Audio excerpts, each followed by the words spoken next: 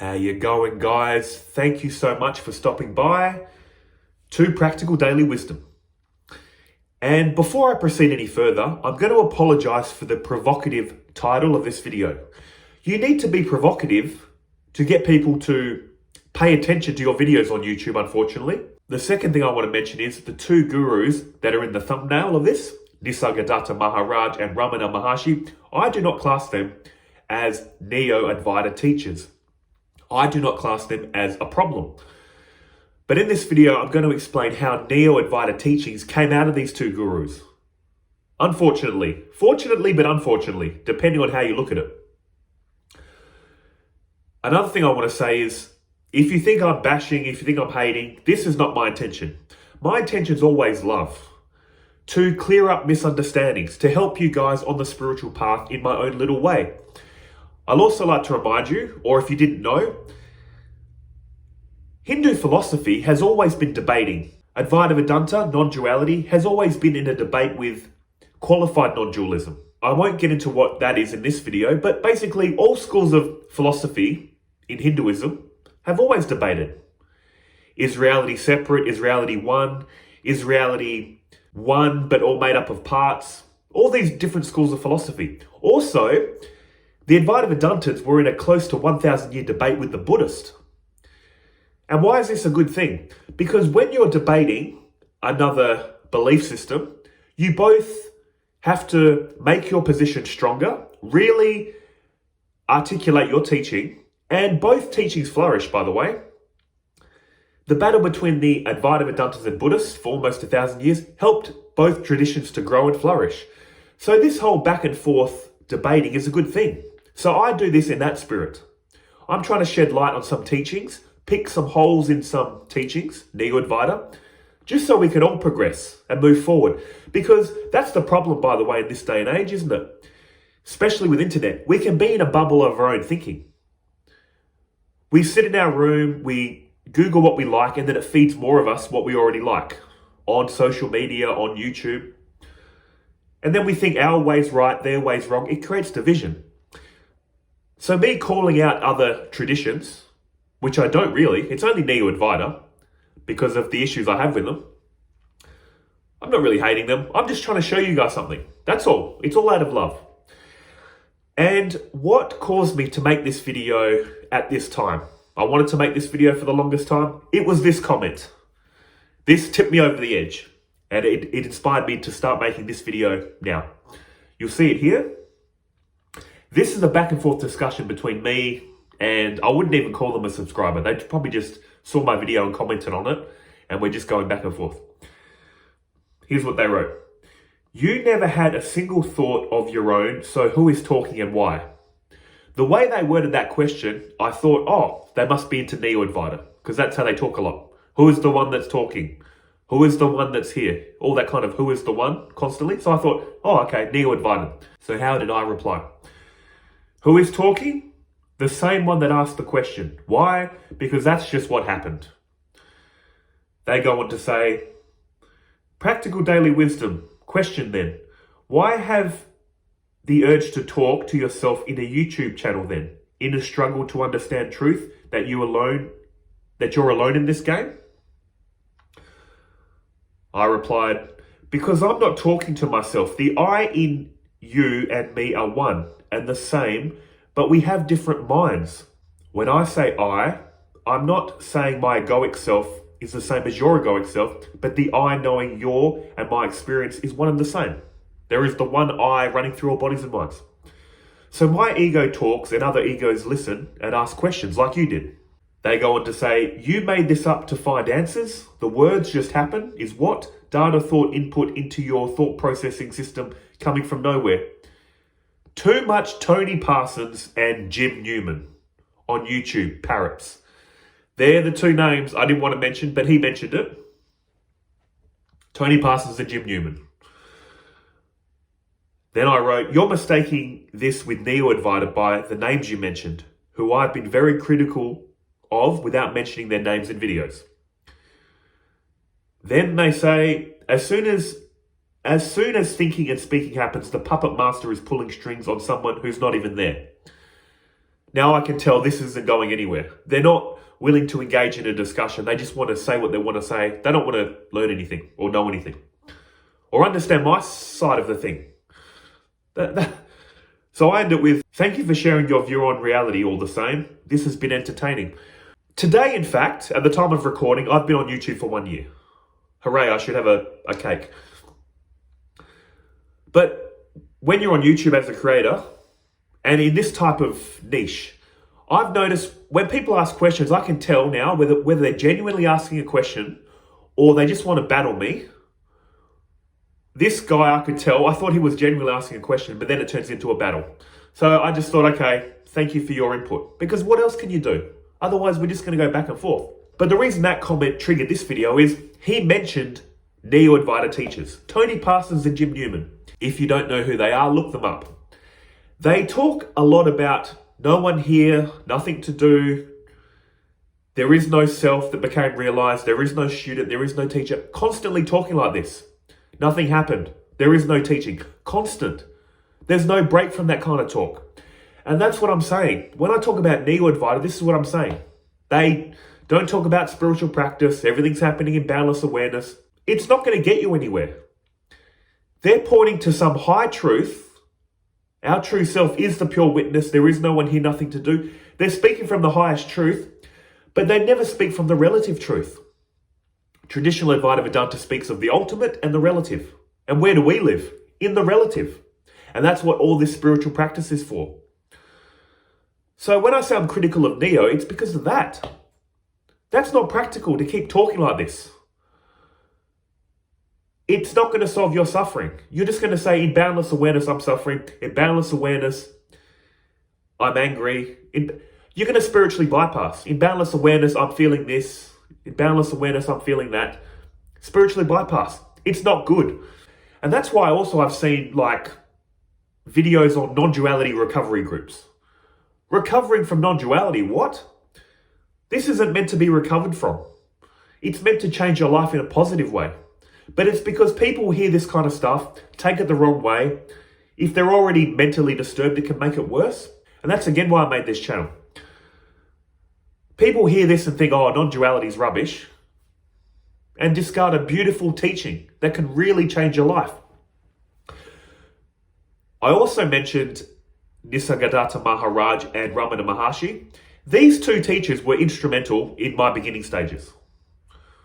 I read their books. But the problem with these two gurus, and it's not their fault, one of their teachings were popularized in the West for both of them. Self-inquiry. Let's start with Nisargadatta Maharaj. He, if I remember correctly, met his guru at age 33. He spent almost 3 years with his guru. What did his guru tell him?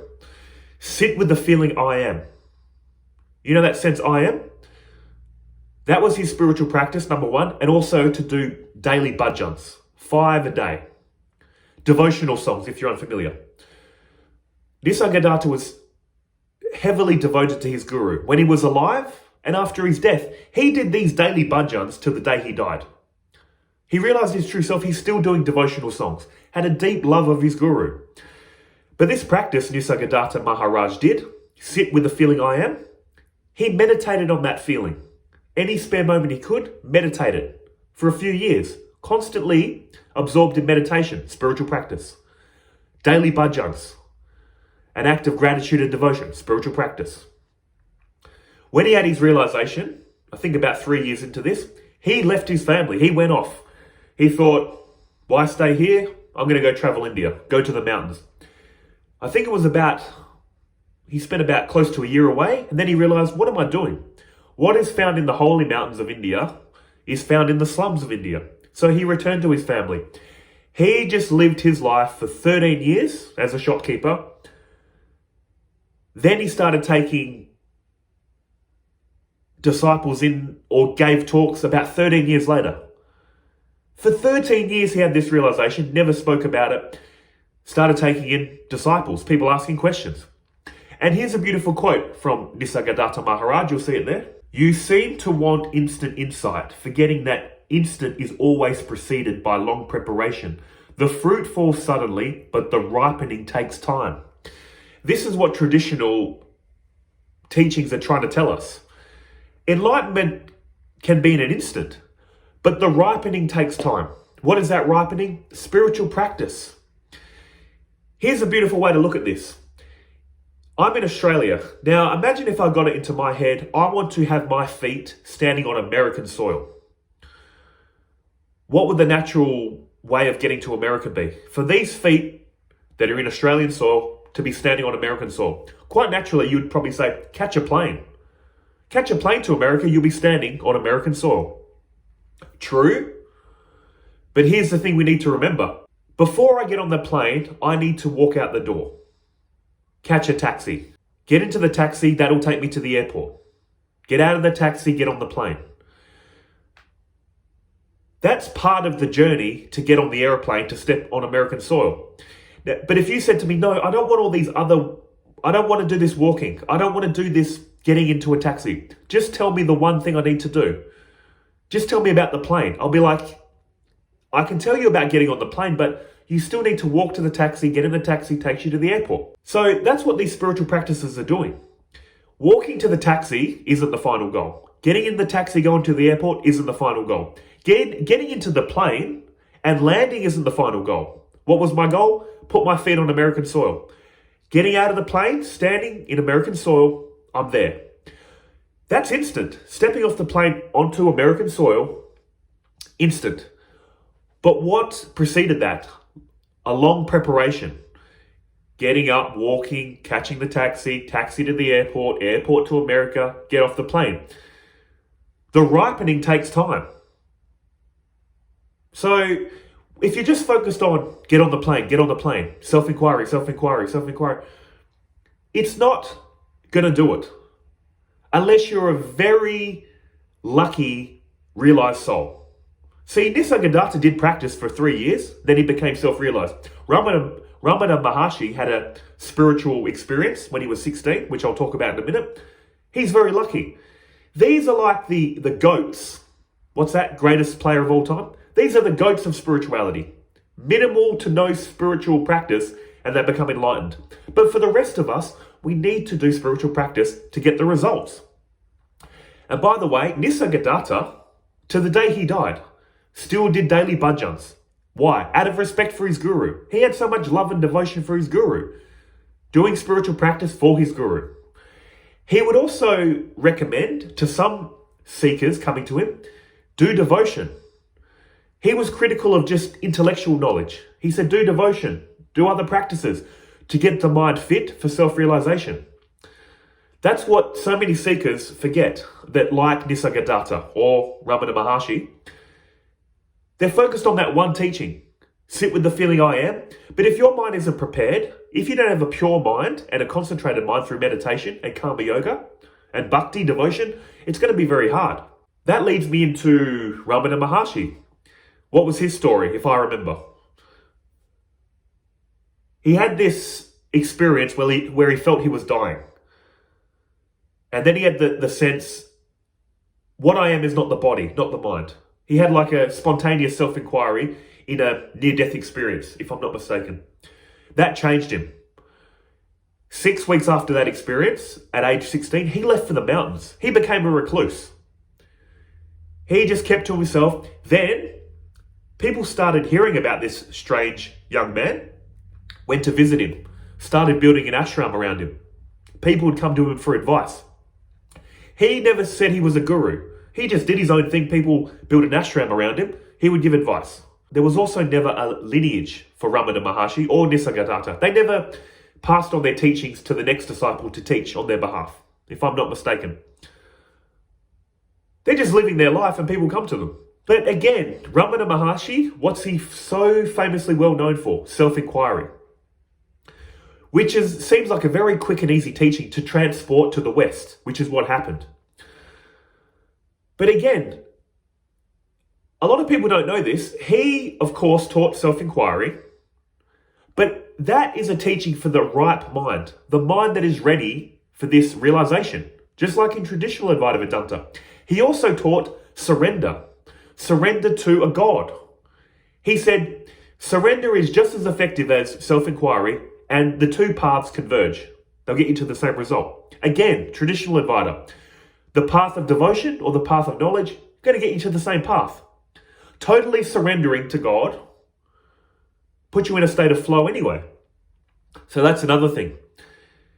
If you've just heard a bit of Ramana's teachings, really get into his teachings. He taught about surrender. He also wrote a book in regards to spiritual practice, the Upadesa Saram, if I'm not mistaken. Google that, Upadesa Saram. What are the 4 practices he recommends in that book? Karma Yoga, the yoga of action. Bhakti Yoga, the yoga of devotion. Raja Yoga, the yoga of meditation.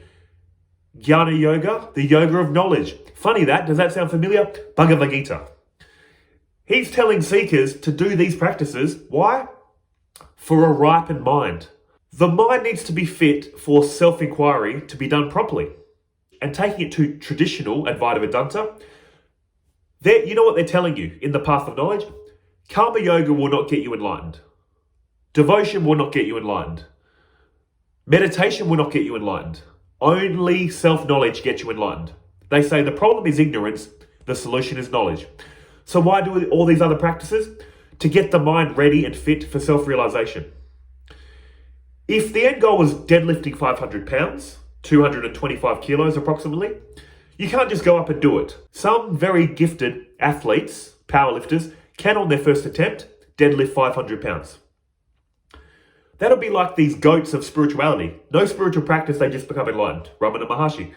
But for the rest of us, we can't just lift 500 pounds. We need to eat healthy, sleep, lift lighter weights.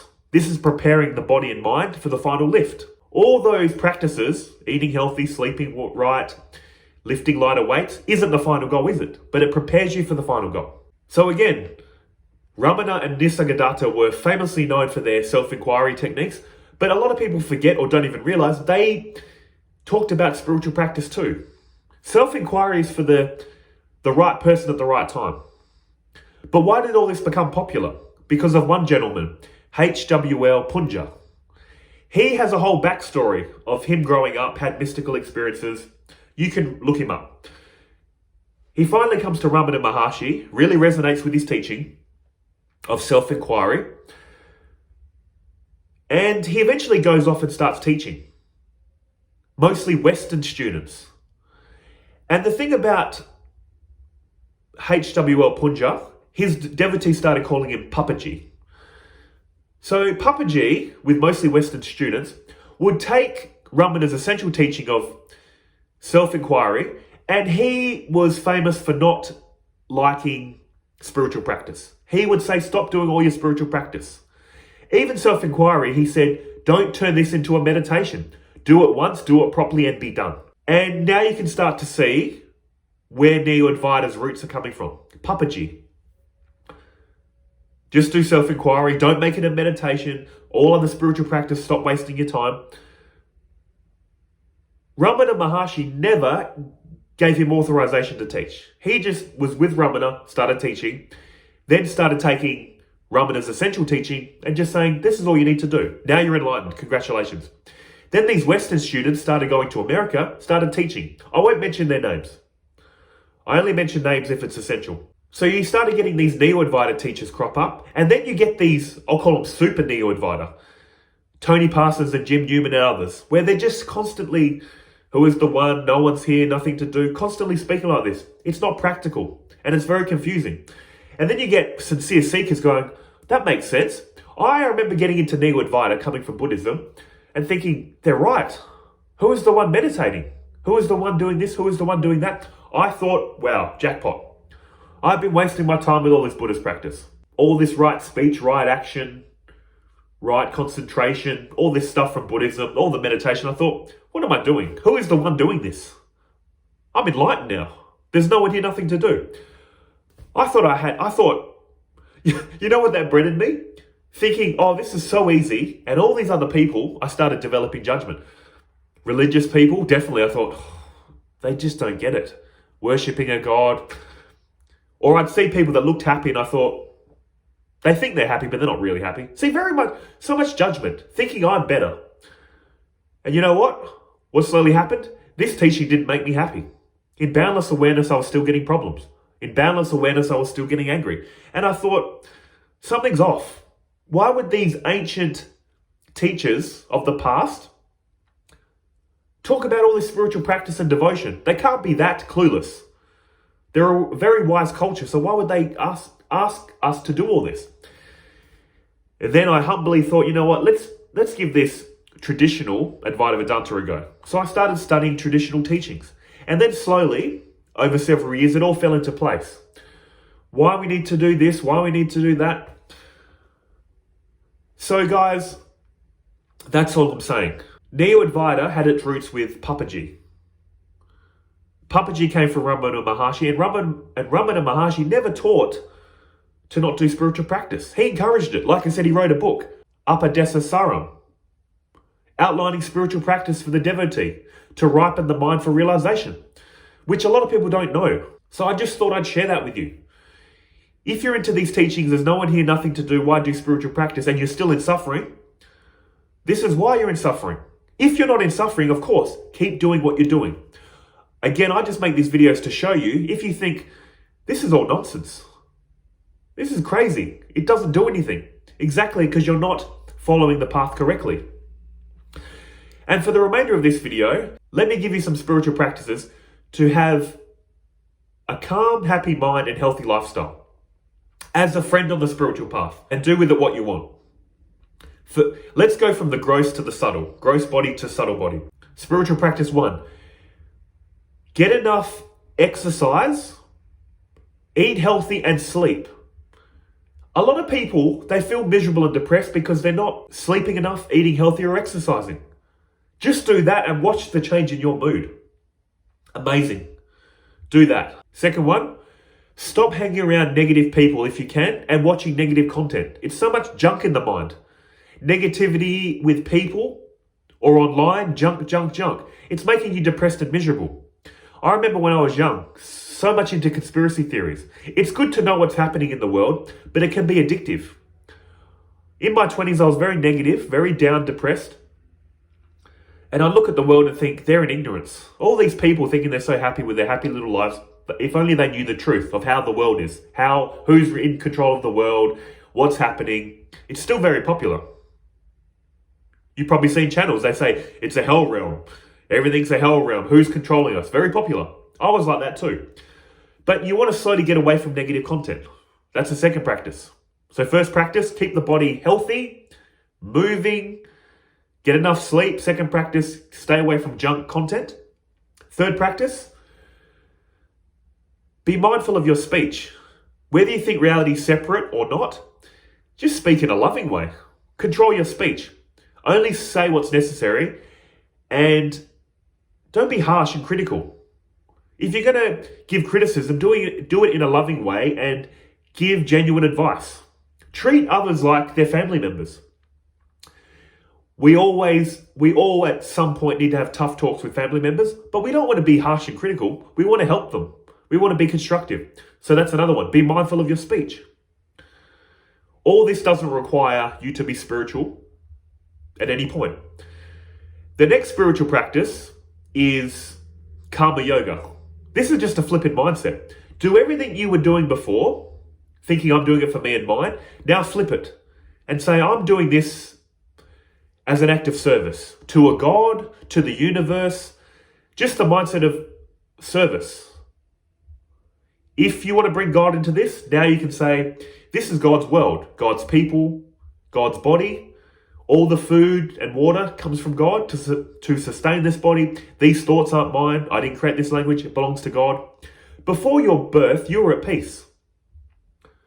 You're still in a state of peace, your true self. But this body and mind has been overlaid on top of you. God has put you here. God needs you for a purpose as an instrument to serve his creation. So have the mindset of service. You're a worker, working for God. Karma yoga. That'll purify your mind. Not so much thinking about me and mine, but others or a God. So that's the first of the spiritual practices, official spiritual practices. The next one, meditation. Yeah, there's no one here and nothing to do in the final realization, but for this egoic self that feels like there's someone here with something to do, a distracted mind is messing you up. You want a clear, calm, concentrated mind? That's what meditation is doing. Training your mind to be focused. You're developing a skill, developing a tool, which is a concentrated mind. Laser-like focus when it's required. When it's no longer required, you don't need to. But most people's minds like this. And that's what the world wants from us, distraction. Because distraction causes us to get up and desire the world. We can't sit and be happy in silence. So we constantly need to be in the world, active, creating problems that were never a problem.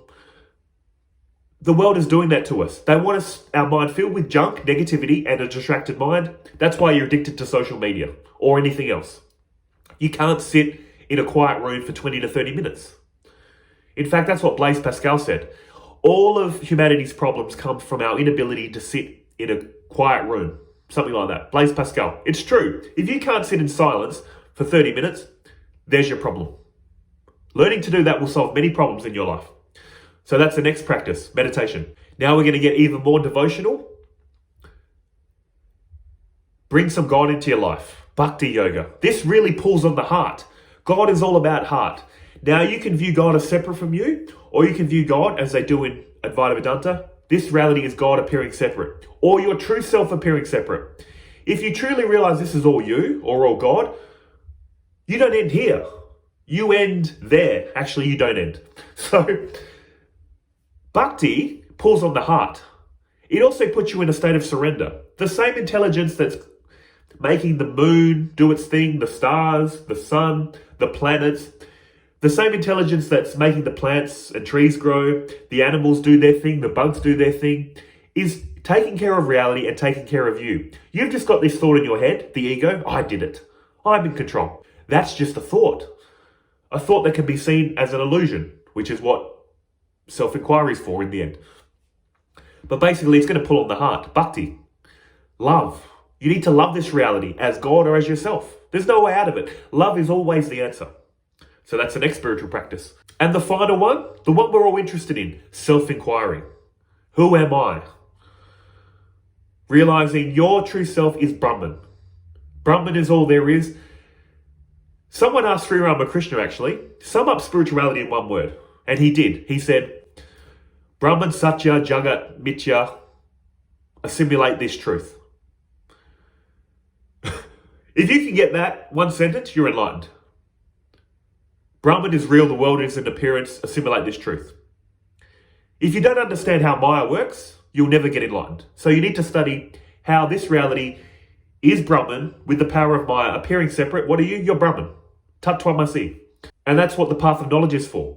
But to really understand and intuit what self-inquiry is pointing to and the implications of how it's the one appearing separate, you need this long path of preparation.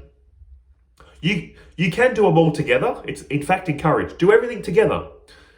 And just to review, what were those practices? Along with your self-inquiry that you're already doing, have a healthy body. Exercise, eat well, sleep well. That'll bring so much happiness already.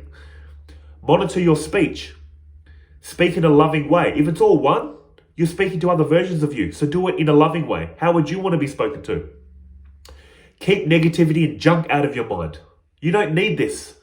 It's just going to make you feel miserable. Stay away from negativity and negative people as much as you can. Karma yoga. Instead of doing it for me and mine, selfless service. Think of others. Doing it for a God or the universe. Gratitude. Humility. Selfless service. Bhakti yoga. Serve a God or serve the universe. Be in a state of surrender and humility to this universe or a God. All the blessings it's given you. All the people you love. All the blessings you've had. All the hard lessons this life has given you that are making you wiser and ultimately going to bring you more into peace. Surrender. Show gratitude. It's going to really pull on here. Love. If you don't have love in your heart, spirituality is not for you. For now, I'm sorry. Also meditation. Calm the mind. A distracted mind is an unhappy mind. A mind that's able to focus is a happy mind, which naturally happens when we're around people we enjoy or things, or we're doing things we enjoy. The mind is naturally focused, which makes us happy. We're not thinking of time. But this can be trained. When things are boring, we can train our mind to really be focused and mindful on the boring task, really dig in deep, get really mindful, and we'll still find peace in the midst of what was otherwise boredom. But we need to train our mind to be focused, mindful. Final practice, the one we all love, self-inquiry. Who am I? Really intuit what that's saying and the implications of that. If your true self has non-objective qualities and consciousness is the fundamental nature of this reality, what does that make this reality? One without a second. How do you know you're at the end goal? How do you know you can stop all your spiritual practice? When you're in the state of peace, constant peace. When you're not preferring this over that. You want peace in the midst of problems, not by avoiding them. Of course, avoid them when you can. But if you can't find peace in the midst of problems, you're not enlightened yet. If you still feel anger and annoyance, you're not enlightened. Because anger, irritation, annoyance comes from separation. We only desire this reality when we feel separate from it. When we don't get what we want, we feel anger, annoyance. That's why I know I'm not there yet. I still have more spiritual work to do.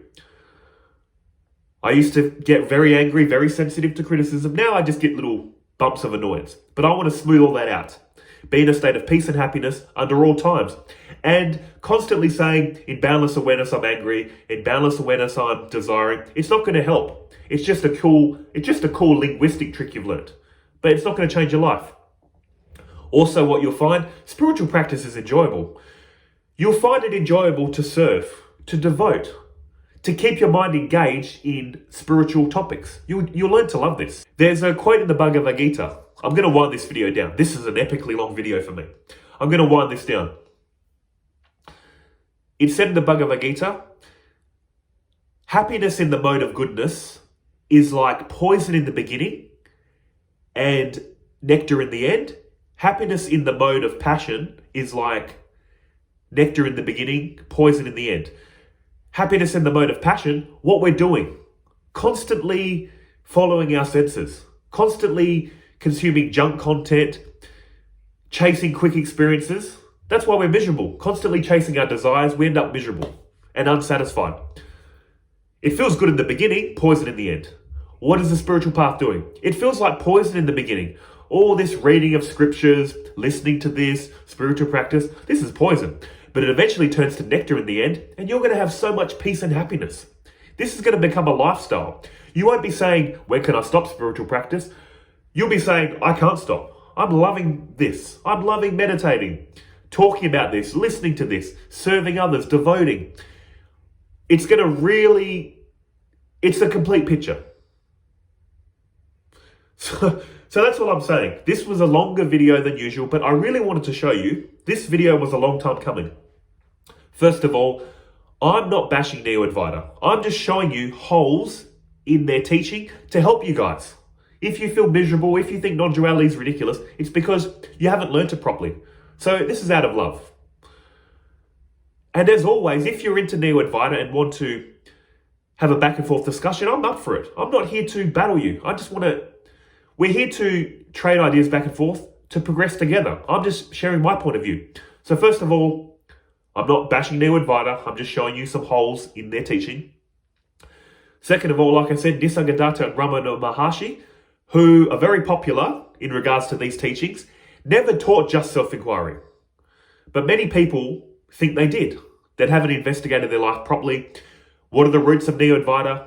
HWL Poonja, or aka Papji, who taught a lot of Western students that brought these teachings to America. Then it came into Neo-Advaita, and then people click on Neo-Advaita, saying it's the quickest direct path to enlightenment, think they're onto something, then get disappointed, angry, think all of non-duality is rubbish. And where do I come in? I've been through the whole thing and thought I'd devote this channel to showing you guys there's more than just self-inquiry.